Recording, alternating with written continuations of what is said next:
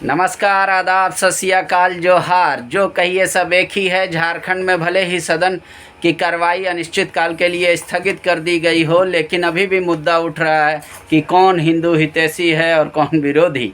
अब राजनीति इसी पे चलेगा क्या देश का। और युवाओं और बेरोजगारों को लेकर बात नहीं हो रही है। नारायण दास कह रहे हैं कि मुख्यमंत्री ने कहा था चलते सदन में कि बाबा मंदिर खोलेंगे। उम्मीद करता हूं कि सोमवार से खुलना चाहिए, क्योंकि वहां पे सारे पंडा समाज, सारे सिंदूरिया समाज, जो फूल बेचने वाले माली हैं, वो भूखमरी के कगार पर हैं। हमारे साथ बात करने के लिए डॉक्टर इरफान अंसारी हैं, कांग्रेस के विधायक भी हैं। इरफान जी, आरोप लग रहा है आप लोगों पे कि आप उसी देवघर ज़िले में जन्म लिया जहाँ से बाबा आते हैं, और लोग भूखे मर रहे हैं, ब्राह्मण भूखा मर रहा है। देखिए, सबसे पहली बात तो मैं कहूँगा कि ब्राह्मणों की चिंता भाजपा छोड़ दे। ऐसा क्यों? ब्राह्मणों की चिंता कांग्रेस पार्टी को है, इरफान अंसारी को है। देवघर बाबा धाम मंदिर, ये लोग जब जान गए कि हमारे मुख्यमंत्री जी खोलने वाले हैं, हम लोगों ने दबाव उन पर बनाया था। हम लोग मिले थे, हमारे आलमगीर साहब के नेतृत्व में बादल जी भी गए थे। हम लोग मिलकर उनको कन्विंस किया कि राज्य के जितने भी धार्मिक स्थल है सबको खोला जाए। और ये चर्चा मैंने देवघर विधायक से मैंने किया था कि अब खुल जाएगा, क्योंकि बाबा वैद्यनाथ धाम और देश की शान है। मेरी पैदाइश भी वहीं हुई, हम जान रहे हैं। मंदिर पर आस्था तो है सबका, लेकिन मंदिर के कारण आसपास जितने लोग हैं, सारे लोग मारे जा रहे हैं। सारा व्यवसाय ठप हो गया, बेरोजगारी बढ़ गया है। तो पंडा समाज पूजा करा कर अपने बाल बच्चों को पालता है, वो भी बंद हो गया है। श्रद्धालु नहीं आ रहे हैं। तो कई हम लोगों ने मुख्यमंत्री जी को कन्विंस किया, तो मुख्यमंत्री जी ने कहा कि मंदिर खोलने में कोई दिक्कत नहीं है उनको, लेकिन कोविड गाइडलाइन जो है हम देख लेते हैं, जल्द आपदा बैठक बुलाकर हम लोग उसको देख करा लेंगे। तो हम लोग हमेशा चाहते हैं कि सबका सम्मान हो। और मैं डॉक्टर होने के नाते मैंने मुख्यमंत्री जी से कहा था कि अब समय आ गया है, दवा जो है, मेडिसिन के साथ साथ दुआ की भी लोगों को आवश्यकता होगी। तो निश्चित तौर पर अब लोग मंदिर जाएंगे, पाठ पूजा करेंगे, कुछ लोग मस्जिद जाएंगे, नमाज अदा करेंगे, अल्लाह से कुछ दुआ करेंगे, सलामती के लिए दुआ करेंगे, गुरुद्वारा जाएंगे, चर्च जाएंगे, जाहिर स्थान जाएंगे। तो अब समय आ गया सभी धार्मिक स्थल खोलने का, लेकिन सोशल डिस्टेंसिंग हुआ, कोविड गाइडलाइन को पालन करते हुए।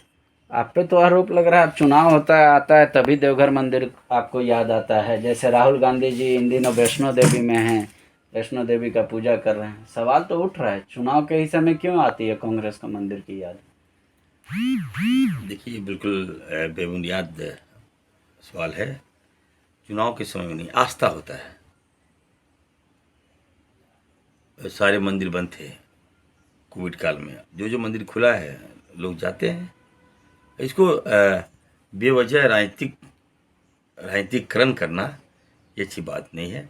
और राहुल गांधी जी बहुत इंटेलेक्चुअल हैं, बहुत जानकार हैं, लेकिन जब इंसान का समय खराब होता है ना, तो लाख अब अच्छा कीजिए सब बुरा होता है। आज मोदी जी का जो फैट लाइन अच्छा है, अब खराब हो रहा है धीरे धीरे। देखिए, झूठ ज़्यादा देर नहीं चलेगा, राहुल जी आएंगे। और 2024 में मैं कह रहा हूँ, लोग इतने आक्रोशित हैं, भलाई मीडिया क्या क्या दिखा दे, आई डोंट नो, लेकिन जनता इतना आक्रोशित है। जनता राहुल गांधी को अपना मान लिया है, राहुल गांधी जी को अपना मान लिया है हमारे लोग। अब वोटिंग का इंतजार है, 24 में देख लीजिएगा। मोदी जी गुजरात से आए थे, और अब पैकिंग कीजिए अपना। उनको हम बोलेंगे कि अब चले जाइए, सीएम बनिए अपना वहाँ गुजरात में। आप प्रधानमंत्री के लायक नहीं है। आपने देश की तुष्टीकरण कर दिया, देश को आपने बेच दिया, देश को 2 भाग में अपना खड़ा कर दिया। अदानी अंबानी देश चला रहा है, सारे पूंजीपति, जो छोटे छोटे पूंजीपति, सब बर्बाद हो गया। आपने कहा था कि हर साल हम 2 करोड़ रोजगार देंगे, 8 साल हो गया, 16 करोड़ रोजगार देना चाहिए था, सब आपने ख़त्म कर दिया। एक नौकरी आपने नहीं दिया, एयरपोर्ट बेच दिया, रेल बेच दिया, LIC वगैरह सारा कुछ आपने बेच दिया। क्यों? अदानी को कौन होता है अदानी? मुद्दा तो ये उठाया जा रहा है कि भाई यूपी का इलेक्शन देख के एक तरफ राहुल जी जाते हैं वैष्णो देवी, उसी तरफ दूसरी तरफ जो आपके छत्तीसगढ़ के CM हैं, उनके पिताजी ब्राह्मणों के खिलाफ बोलते हैं। बिल्कुल नहीं। देखिए, मैं बता देना चाहता हूँ आपको, शायद ये जानकारी नहीं होगा कि ब्राह्मण समाज वो समाज में एक अलग रूप है उनका। बिना उनके आशीर्वाद से, सुन लीजिए आप, हम लोग श्रद्धा और जो सम्मान हम लोग ब्राह्मण को देते हैं, ब्राह्मण तो उनको मिलना चाहिए सम्मान। और मुझे गर्व है, हमारे जो छत्तीसगढ़ के सीएम साहब हैं, बघेल साहब ने, देखिए एक मिसाल पेश किया। ये भारतीय जनता पार्टी को नहीं दिख रहा है क्या? कोई बेटा अपने पिता को अरेस्ट करा सकता है, एफआईआर करा सकता है? बताइए। ये कांग्रेस है, ये कांग्रेस है, ये कांग्रेस की खूबसूरती है। ये लोगों को जानना होगा। बाप जेल में है बेटा के कारण, बोलिए, क्योंकि पिताजी ने कुछ बातें कही। खैर, ये कंट्रोवर्शियल मामला मैं कहूँगा। बिना ब्राह्मण, देखिए अपर कास्ट का आशीर्वाद तो सबको चाहिए।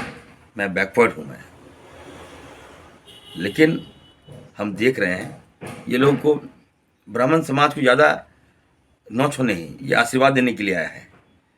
लेकिन भाजपा ने इनको तिगड़मबाजी सिखा दी। ये अच्छी बात नहीं है। तो मैं तमाम ब्राह्मण समाज को कहना चाहता हूँ, आप लोग पहले कांग्रेस में थे, आइए कांग्रेस में।